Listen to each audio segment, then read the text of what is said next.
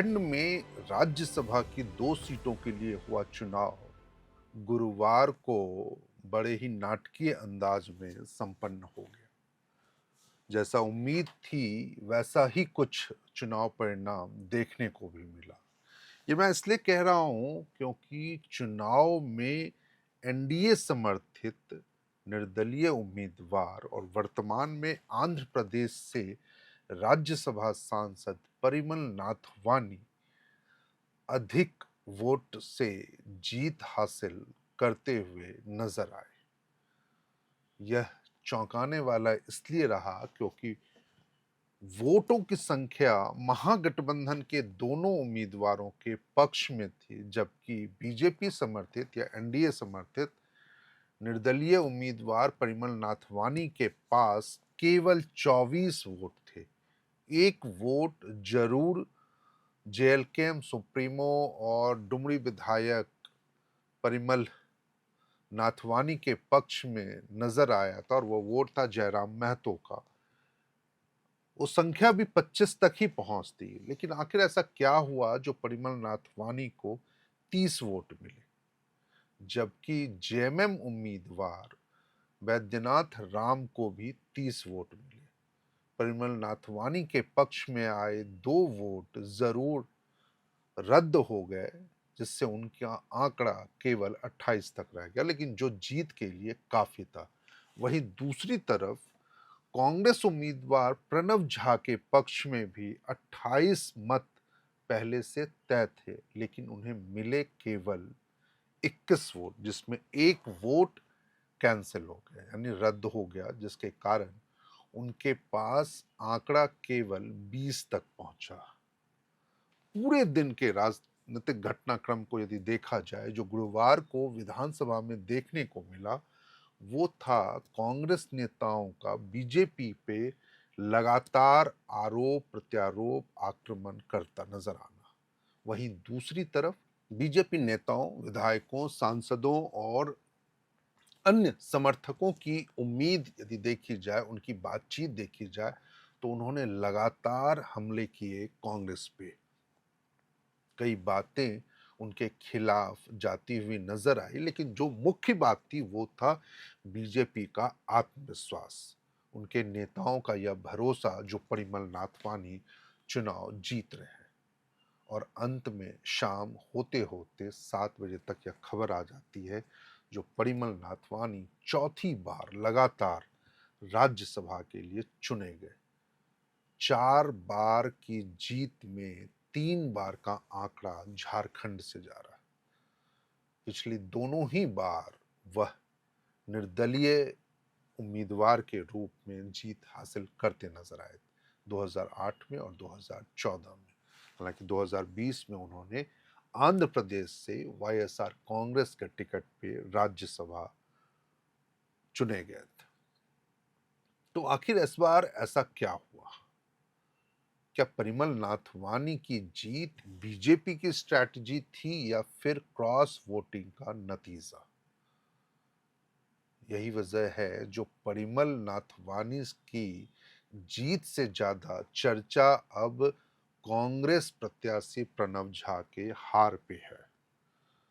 कांग्रेस के प्रदेश प्रभारी के राजू ने सीधा सीधा हमला राजद और भाकपा माले, जो दोनों ही दल, और इन दोनों ही दल के पास 6 विधायक थे, 6 वोट थे, उन पे हमला बोला और ये कहा जो इन दोनों की वजहों से कांग्रेस उम्मीदवार की हार हुई, ऐसे में उनको मंत्रिमंडल से बाहर कर दिया जाए।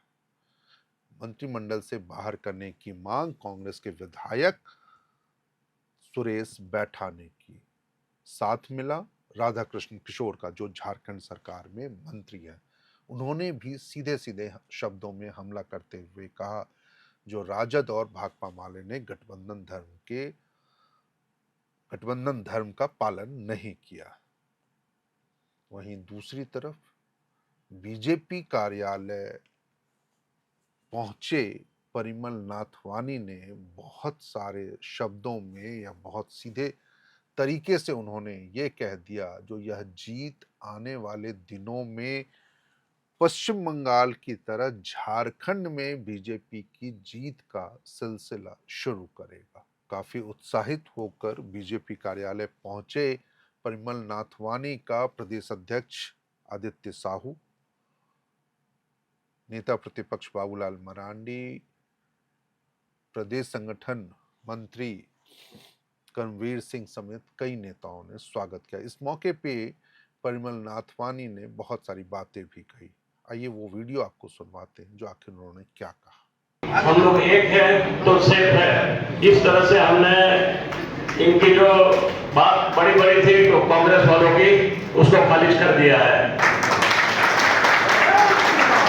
उतना ही नहीं, मुझे मौका फिर से दिया गया है तो मेरा कर्तव्य है कि झारखंड को कैसे हम आगे बढ़ाएंगे, और खास तौर पे रूरल एरिया में मैं ज्यादा काम करूंगा। पहले मैंने जो काम किया है वो आपने देखा हुआ है, और झारखंड जो अभी है मुझे लगता है कि और आगे हमको बढ़ाना है। जिस तरह से हमारे देश के वडाप्रधान श्री नरेंद्र मोदी जी और हमारे ये अमित भाई शाह जो गृह मंत्री है, उन्होंने अभी जो कमाल किया है वेस्ट बंगाल में, वो अभी अपने आपके सामने है। झारखंड को भी अभी हमको उनकी नेतृत्व की जरूरत है, और ये एक दूसरी बात मैं मानता हूँ कि आने वाले दिनों में ये झारखंड ये आगे आएगा अपना विश्वास के लिए, और हमको बहुत काम करना पड़ेगा। जिस तरह से जो हमने वेस्ट बंगाल में जो देखा है उसकी शुरुआत यहाँ से होने वाली है, ऐसा मैं दावा के साथ कहता हूं। आज का दिन झारखंड के लिए ऐतिहासिक हो जाएगा। मेरे आने से नहीं, परंतु आप लोगों के काम से और नरेंद्र मोदी जी और अमित भाई का जो नेतृत्व है अपने को मिला है, और राष्ट्रीय अध्यक्ष जी का जो नेतृत्व मिला है, हम आगे करेंगे और मुझे लगता है कि हम झारखंड को नया बनाएंगे। परिमल नाथवानी की बातें निश्चित रूप से एक नया संदेश झारखंड के नजरिए से देती है। परिमल नाथवानी ने जितनी बार भी चुनाव के दौरान मीडिया से बातें की, उन्होंने सीधे सीधे शब्दों में कहा था जो उनके काम को पसंद करेगा वो उनको वोट करेगा। और इस बार भी उन्होंने ये बातें कही जो झारखंड में जल्द ही वो अपना एक कार्यालय खोलेंगे और झारखंड से जुड़े हुए तमाम मसलों, मुद्दों, विधायकों से मुलाकात, उनकी समस्याओं और केंद्र से मिलने वाली किसी भी प्रकार की सहायता में वो पुल का काम करेंगे।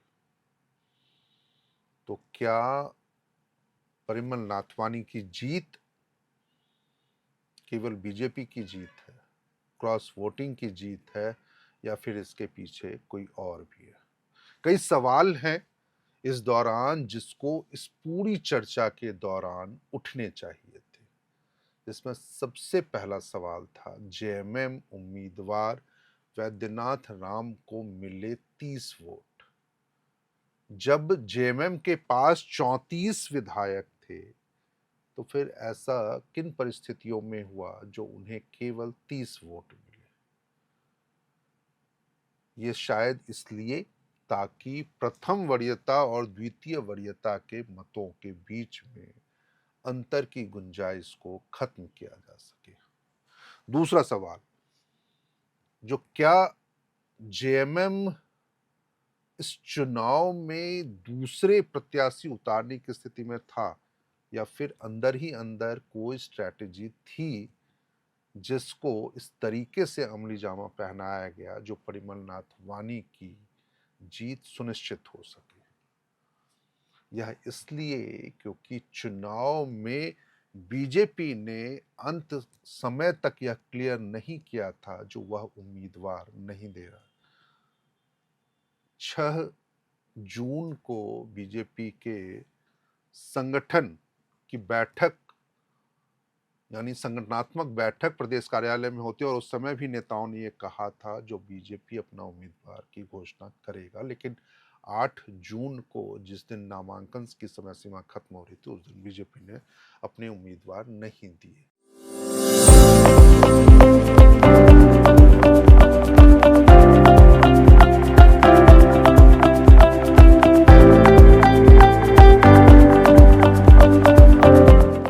इससे पहले एक खबर यह भी आती है जो परिमल नाथवानी ने सीएम हेमंत सोरेन से मुलाकात की, लेकिन इस मुलाकात की कोई तस्वीर सामने नहीं आती और ना ही इस खबरों का, यानी मीडिया में आई इस खबरों का भी कोई खंडन सामने आता।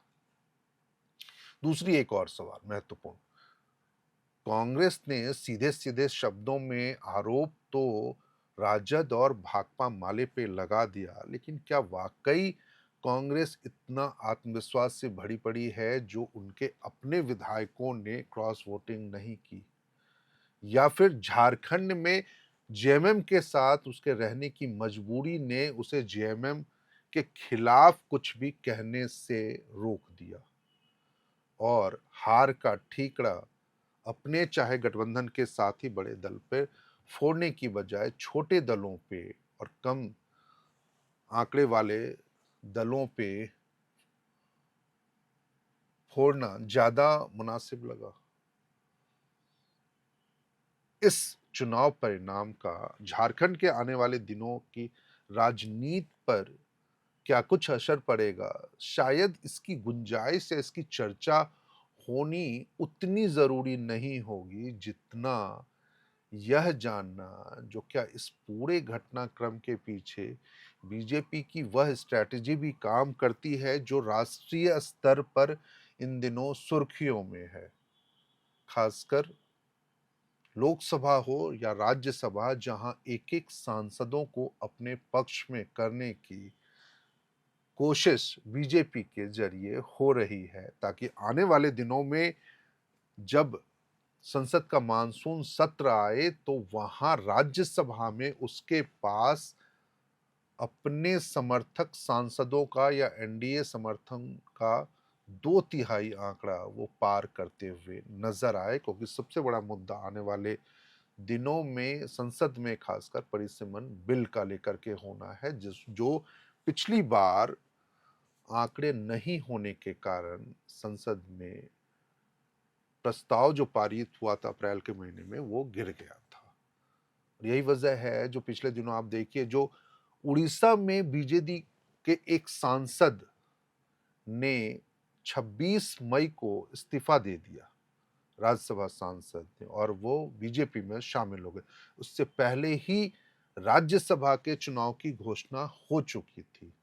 आनन फानन में चुनाव आयोग ने उस खाली हुई सीट पे भी चुनाव कराने की घोषणा कर दी और उस पे चुने गए वही सांसद जो बीजेडी से इस्तीफा दे करके बीजेपी में शामिल हुए थे। जबकि दूसरी तरफ झारखंड में पिछले साल 4 अगस्त को दिशोम गुरु शिबू सोरेन का निधन हो गया था और उसके बाद उनकी सीट खाली हो गई थी और लगभग 10 महीने तक वो सीट खाली रही और वो कार्यकाल अभी 21 जून को पूरा होने वाला था, लेकिन इस 10 महीने के लिए किसी सांसद की नियुक्ति नहीं हुई या फिर वो चुनाव नहीं हो पाया।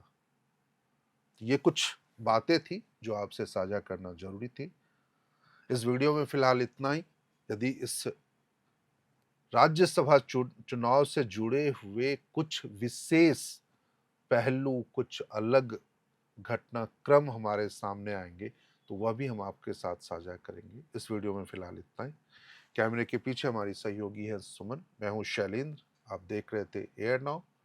शुक्रिया, नमस्कार। FRP pressure vessels are made using fiber reinforced plastic, a powerful combination of high strength glass fibers and corrosion resistant resin. At Duraplast, we manufacture these vessels using advanced filament winding technology. Layer by layer, resin-coated glass fibers are precisely wound over a rotating mold, creating a structure that is lightweight, high strength, and built to handle pressure. The result? Superior corrosion resistance, longer lifespan, lower maintenance costs for industries that demand performance without compromise. For customized FRP pressure vessel solutions,